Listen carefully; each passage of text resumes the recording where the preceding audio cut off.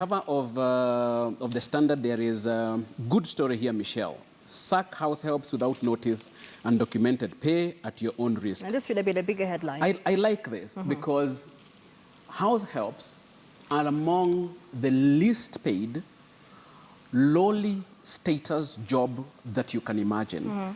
Yet, they play a huge role in the economy of this country. I would absolutely back any measures that are put up to improve the service, the quality, the employability of house girls.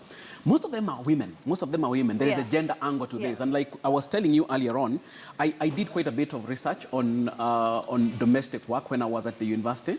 And I can tell you that a lot needs to be done in terms of rights, in terms of remuneration, in terms of the gender angle.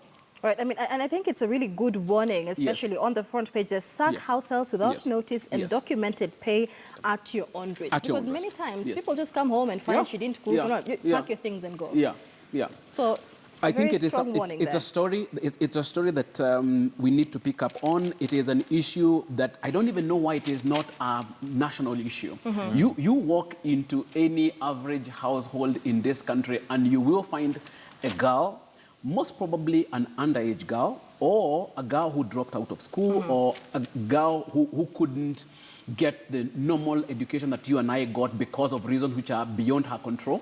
And it is not that they are not rendering an important service.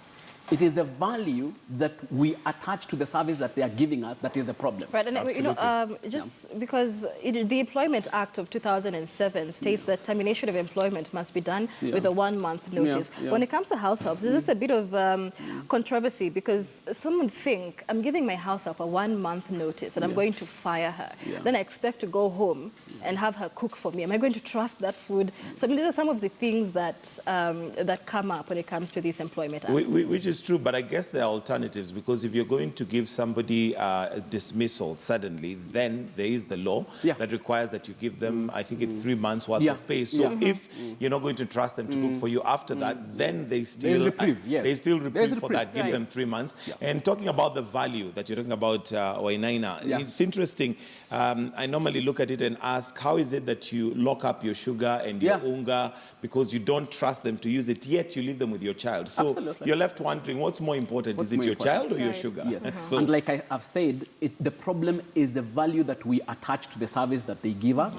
The problem is not the service itself. It is so valuable. I remember a story in the papers sometimes back last year where a Kenyan couple migrated to the US, and when they went there, they found that they couldn't get a house help. And they had to come back because they couldn't live without a house help. What we forget is that house helps are a luxury of the third world. True. If you go to countries where girls go to school and they get proper jobs, you're not going to get a house. And if you're going to get a house help, you're going to pay for it through the nose. Right. Oh, yes. Yes. Oh, yes. And they also have rules and regulations. I remember in, and I think in South Africa, for instance, even if you have a house help, they literally leave at 5. And when it comes to 5, whether you're in or not, whether they're children or not, they can leave. And the law supports them. And they're entitled to leave like everybody else. Like everybody else. Beautiful. Interesting. Now,